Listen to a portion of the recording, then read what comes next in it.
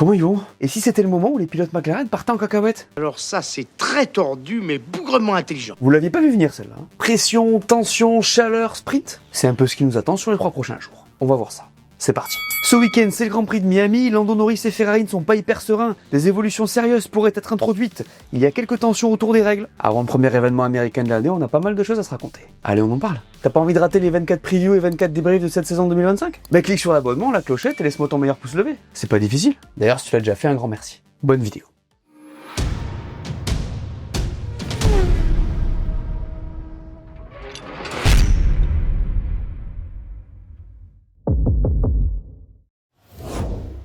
Messieurs, dames, pour la première fois dans l'histoire de ce sport, on va entamer un Grand Prix avec Oscar Piastri comme leader du championnat. Je pense que vous et moi, on a pris une gifle en ce début de saison tant ce garçon est impressionnant de solidité. 3 victoires sur les 5 premiers Grands Prix, je pense pas avoir trop besoin d'élaborer ici. Mais je vais le faire quand même parce qu'on est là pour ça. Je vais pas vous mentir, il y a un chiffre qui me plaît particulièrement. Je préviens, vous êtes pas prêts. Depuis sa 9e place en Australie, Oscar Piastri a marqué 97 points sur les 108 disponibles. Waouh! Je vous laisse méditer là-dessus. Depuis la Chine, il a tout mis en place pour grignoter l'avantage pris par Lando au classement avec sa victoire à Melbourne, et il a maintenant 10 points d'avance sur son coéquipier. Les gars, c'est intéressant parce qu'à partir d'aujourd'hui, il n'est plus le chasseur mais le chassé. Ce championnat est certes long, mais on peut dire ce qu'on veut. Là, on est bien entré dedans. Et si Piastri a eu du mal l'an dernier en qualif et sur la gestion des gommes, les gars, là, on a l'impression que c'est fini. C'est là que j'ai hâte de voir s'il a vraiment franchi le step. Je veux voir s'il répète ce qu'il a déjà fait en F3 et en F2 auparavant, c'est-à-dire tenir la pression en tête du championnat. Là, c'est monté de plusieurs crans par rapport à ce qu'il connaît.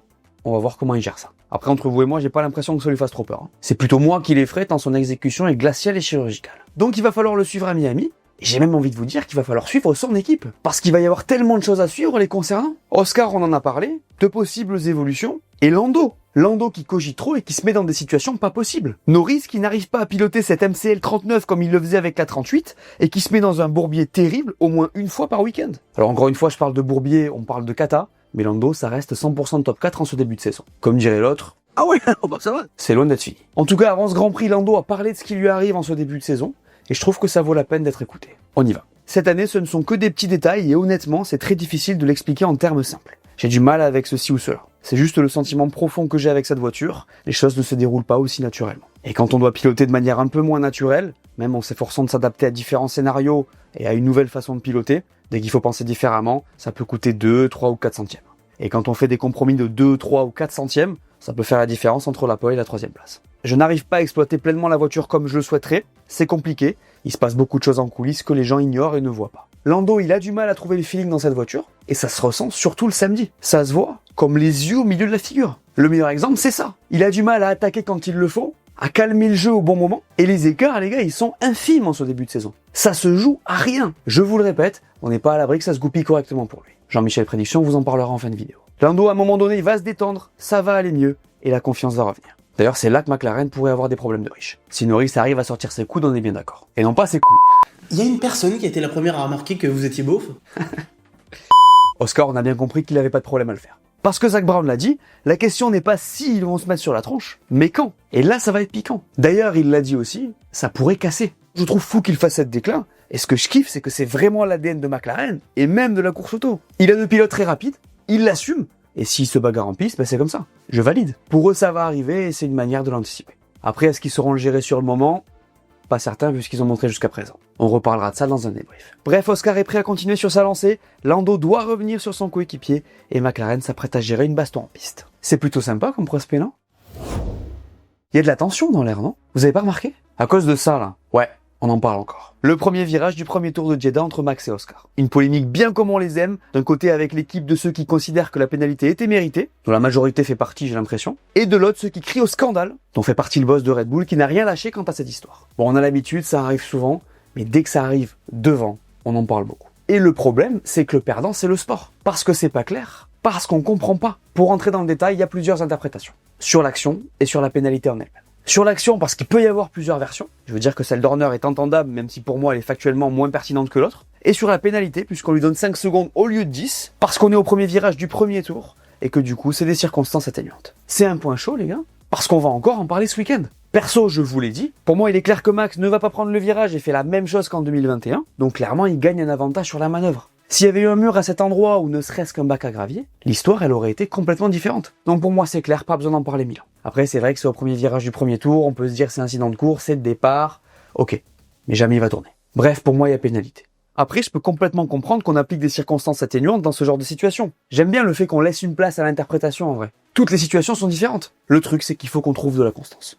Comme toujours. Parce que si dans 2 courses, il se passe la même chose et là, ils mettent 10, bah là, c'est mort, on perd tout le monde. Ça serait impossible de l'expliquer et c'est ce qui se passe depuis des années. Ça peut arriver si on n'a pas les mêmes stewards, par exemple. Vous me donnerez vos avis en commentaire. Pas forcément sur l'action en elle-même, mais plus sur l'idée générale de tout ça en tant que spectateur surtout. Ça m'intéresse. Voilà, je voulais en parler parce que ça risque d'être un sujet chaud ce week-end aussi. Autre sujet intéressant qui concerne la FIA d'ailleurs, c'est qu'on envisage de modifier les règles liées au langage des pilotes. Oui, c'est bien ça. J'en avais parlé dans cette vidéo. Les pilotes peuvent prendre de lourdes amendes en cas de langage déplacé ou de déclaration qui pourrait, je cite, causer un préjudice moral à la FIA. Bon, vous le savez, il y a eu plusieurs polémiques puisque vous voyez ce que ça a donné avec Max. Il parle pas, il est pas content, ça bloque. Et je peux le comprendre. Il y a eu des histoires similaires, voire pires en WRC, où les pilotes se sont aussi, disons, rebiffés contre ces directives. Ça a pas mal chauffé, et là on aurait trouvé un compromis. Les infractions seraient maintenant évaluées en fonction du contexte, et les abus faits dans le feu de l'action ne seraient sanctionnés que dans des cas très précis d'injures envers les officiels. Le document en question, c'est l'annexe B du Code sportif international, et le président de la FIA a déclaré que des améliorations arrivaient le concernant, ce qui constitue, je trouve, un progrès. Je vous tiens au courant à ce sujet, dites-moi ce que vous en pensez en commentaire.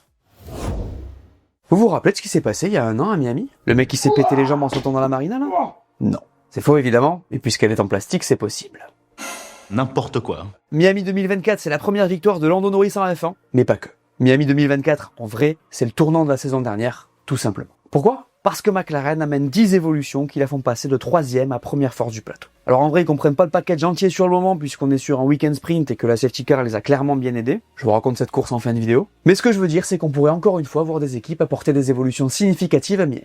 Il y a eu 2 semaines depuis le dernier Grand Prix, les équipes ont eu le temps de travailler sur des potentielles nouveautés. 2026 arrive, ce qui peut aussi accélérer les choses, ça peut être le moment. Et pourquoi pas avoir quelque chose type McLaren l'an dernier d'ailleurs. Les écarts devant sont hyper serrés, en soi il suffit d'une évolution pour se rapprocher ou s'éloigner. Rappelez-vous de Red Bull ou Ferrari l'an dernier. Alors évidemment on a un week-end sprint cette saison aussi, C'est pas évident de ramener des évolutions sur ce genre de format en théorie, mais bon avec ce nombre de Grands Prix et ce qui arrive l'an prochain, on n'est pas à l'abri que ça puisse arriver. Surtout sachant que depuis l'an dernier, les équipes peuvent casser le parc fermé entre les 2 parties du week-end. Donc voilà. Après, il est tout à fait possible que ça attende Imola, ça devrait être le cas pour Ferrari et potentiellement pour Red Bull qui a un nouveau plancher qui arrive aussi. Eux, ils devraient quand même arriver avec quelques petites nouveautés ce week-end. Bref, ouvrez bien les yeux.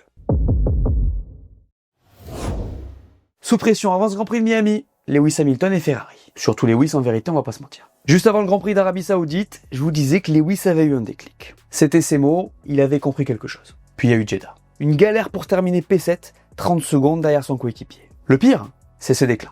Il a dit penser avoir du mal toute la saison, ce qui n'aurait vraiment pas plu chez Ferrari. Je vous l'avais dit dans le débrief. Du coup, évidemment, il est sous pression avant ce Grand Prix de Miami. Il a beaucoup de mal à se faire à cette nouvelle voiture, à s'adapter à ces nouveaux processus de Ferrari, et Charles est largement mieux que lui dans cette voiture. Ce qui était prévisible, évidemment. Alors pour le coup, Fred Vasseur, il se montre pas particulièrement inquiet. Il utilise sa victoire sur le sprint à Shanghai pour montrer que quand ça marche, Lewis est là. Pareil pour le rythme de course de Bahreïn. Mais bon, il est clair qu'il va falloir qu'il progresse vite. On va pas se mentir, les écarts avec Charles, ils sont trop gros. Pour faire le point sur les qualifs, il est à 6 dixièmes à Jeddah, pareil à Bahreïn, 4 au Japon, juste devant en Chine et juste derrière en Australie. Autant vous dire que ça régresse limite. Et ce qui m'inquiète un peu plus, j'avoue, c'est l'attitude et le moral. On le sent pas au top, c'est le moins qu'on puisse dire. Et j'ai un peu l'impression de le revoir l'an dernier parfois. Et c'est embêtant parce que ça contraste vraiment avec le début de saison où je vous disais qu'on l'avait jamais vu aussi motivé. Attendez les gars, ça parle de retraite. Faut arrêter. J'espère vraiment que ça va fonctionner, perso. On aura plus de réponses quand les prochaines évolutions arriveront. Et pour l'heure, sur Miami, il va y avoir pas mal de pression. Est-ce que Mercedes va encore s'effondrer à Miami? C'est l'une des grandes questions de ce week-end américain. Pourquoi? Parce qu'à Jeddah, les grilles ont retrouvé leur démon de l'an dernier. La surchauffe des pneus. Et en vrai, c'est inquiétant, sachant à quel point ça a pu les handicaper l'an dernier. Là, les gars, avec la chaleur prévue ce week-end à Miami, ça va être un point super chaud. C'est le cas de le dire. Parce que si ça recommence, ça veut dire qu'on va presque savoir à quoi s'attendre en 2025. Là, si ça cale à nouveau et pour les mêmes raisons, c'est limite si on peut faire une croix sur la saison. Je m'avance, bien sûr, mais c'est sûr que ça serait pas une bonne nouvelle. Plus de réponses ce week-end. Côté pilote, va aussi falloir observer George Russell dont l'avenir est en suspens. J'en parlais dans cette vidéo, il y a un bail avec Max Verstappen qui pourrait prendre son bac. Vous avez capté que George n'a pas encore été re-signé chez Mercedes. Ça ne vous a pas échappé. Donc on va le suivre, mais pour moi il est clairement top 3 pilote cette saison pour le moment, donc ça va être intéressant aussi. Andrea Kimi Antonelli sera aussi à suivre sur un circuit qu'il va découvrir. Je sais pas vous, mais perso j'attends toujours son premier podium. Bref, c'est un moment important pour Marco aussi. C'est moi où on est passé à une pénalité près de voir Jean-Michel faire sa meilleure perf de la saison? Pas grave, je remets mon titre en jeu ce week-end. Le sponsor de cette vidéo, comme d'habitude, c'est Winamax. Et aujourd'hui, Jean-Michel Prédiction te propose tout simplement la meilleure offre qui existe sur la F1 en France. Winamax et Jean-Michel Prédiction, maintenant tu connais, c'est imbattable. Tu cliques sur le lien en description et c'est là que la régalade arrive. Winamax te rembourse ton premier pari en cash s'il est perdant dans la limite de 100 € et t'offre un bonus de 10 € supplémentaires en cash aussi avec le code Lucas10. Donc par exemple, tu crées ton compte, tu déposes 100 balles en entrant le code Lucas10 pour toucher les 10 € de bonus, tu places ton premier pari, et s'il est perdant, Winamax te rembourse dans la limite de 100 €. C'est valable pour la F1, le foot, le tennis, ce que tu veux. Vous l'aurez compris, ça aide beaucoup la chaîne, donc pour ceux qui avaient envie de parier et qui se sont inscrits, merci beaucoup. Et évidemment, je vous mets tous les liens en description. Et ce week-end, les gars, je sens qu'on va retrouver un mec qu'on a perdu. Un pilote en baisse de confiance, en manque de performance récente. Je sais pas pourquoi, je sens qu'on va être remis à nos places par un gars qui porte une combi orange. J'ai presque envie de vous dire qu'il a pas le choix. Et oui, mesdames et messieurs, ce week-end à Miami, comme l'an dernier, c'est Lando Norris qui va s'imposer. Vous l'aurez entendu ici en premier. Les codes, c'est comment? Alors, les deux McLaren, malgré ce qu'on voit de Norris, c'est kiff-kiff. Max suit devant Russell pour la win d'ailleurs. Pour le podium, c'est très serré entre Russell et Charles. À noter que Lewis est quand même assez loin. Je te rappelle que si t'es pas majeur, tu n'es pas concerné, et que pour gagner de l'argent, le mieux c'est de trouver un travail. La semaine dernière, je vous avais demandé de me faire vos meilleures prédictions pour la course, et vous l'avez fait. Toi, Léo Moulin, tu nous dis, Piastri prend la tête du championnat. Elle est belle celle-là. Il y a G-Chat qui a été bon aussi. Un podium pour Ferrari, vous l'aurez lu ici en premier. J'aime ce genre de prédictions qui passent. Bravo les gars. Messieurs, dames, je vous rappelle que dans chaque preview, j'affiche 2 prédictions que vous faites en commentaire, et qu'à la fin de l'année, je fais gagner un gros cadeau sur un tirage au sort fait parmi les commentaires affichés. À vos claviers. Bon, bien sûr que je vais vous raconter une petite histoire. J'en ai une en tête, bougez pas. Pourquoi ce Grand Prix de Miami mérite-t-il d'être raconté? Parce qu'il y a une fausse marina? Parce qu'il y a un stade à côté? Parce qu'il y a la mer pas loin? Non, parce que c'est la première victoire de Lando Norris en Formule 1. Un premier succès intéressant. Mais comment a-t-il fait alors que Max Verstappen avait presque course gagnée? C'est ça qui est intéressant. Au départ, Sergio Pérez manque de sortir les 2 Red Bull, mais à part ça, la course semble jouer d'avance. Max en tête, comme depuis le début de la saison. Les Ferrari suivent, Piastri est aussi présent, Lando un peu en retrait. Avant son premier arrêt, Max se rate à la chicane et tape un cône. Ce détail aura son importance. Les leaders s'arrêtent tour à tour. Lando, lui, reste en piste. Vous vous souvenez du moment où ce Grand Prix bascule? Magnussen et Sargent s'accrochent, provoquent une neutralisation, et pile à ce moment-là, Norris n'est pas encore passé au stand. Timing parfait. McLaren tente le coup, s'arrête pendant la safety car, Norris ressort devant. Sauf qu'il s'est passé une dinguerie. La safety car, sûrement trop habituée à l'époque, se place devant Verstappen qui est alors P2 et pas devant le leader qui est alors Norris. Ce qui permet à Lando de prendre le lead de cette course. C'est complètement lunaire. Mais dans cette histoire, tout n'est pas dû à la chance. Parce que derrière, cette McLaren et ses 10 évolutions va mettre une fessée. Elle va tenir Max en respect, gagner cette course et ouvrir sur une saison impensable où McLaren va terminer par aller chercher le titre mondial. Ce Grand Prix de Miami, c'est tout simplement le début de la deuxième histoire de cette saison 2024. Et la première victoire de Lando Norris, évidemment. Vous pensez que c'était juste de la chance pour Lando ?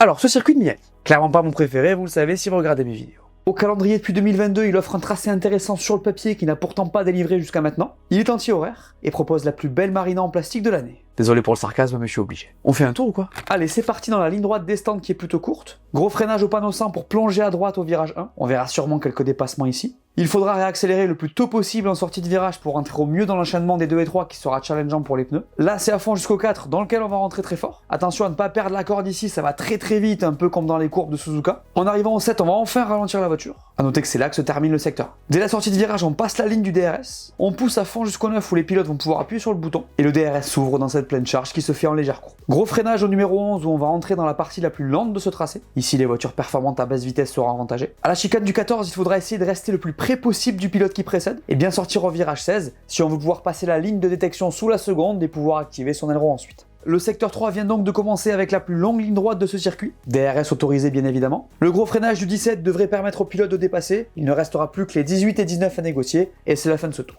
Vous aimez ce tracé ?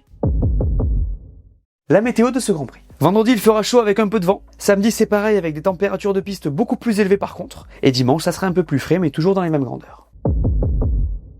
Le programme du Grand Prix de Miami. Vendredi à 18h30, on aura les FP1 et à 22h30 les qualifs du sprint. Samedi à 18h, ce sera le sprint et à 22h les qualifs. Et dimanche à 22h, le Grand Prix. Pour ma part, je ne serai ni en live ni en plateau ce week-end parce que je serai au e-prix de Monaco. Si on se croise pas à dire bonjour, ça fait toujours plaisir. Les gars, comme chaque semaine, je vous recommande une vidéo de ma chaîne que vous allez kiffer. Et aujourd'hui, je vous propose cet épisode de mon podcast avec Margot Lafitte qui présente la F1 chez Canal. Vous m'en direz des nouvelles. On se voit pour le débrief ? Voilà, merci à tous de m'avoir écouté, j'espère que cette vidéo vous a plu, laissez-moi un pouce bleu, dites-moi en commentaire ce que vous pensez qui va se passer ce week-end. N'oubliez pas d'aller voir mes dernières vidéos que vous n'auriez pas vues. Dites-moi tout, et on s'abonne. Allez, ciao!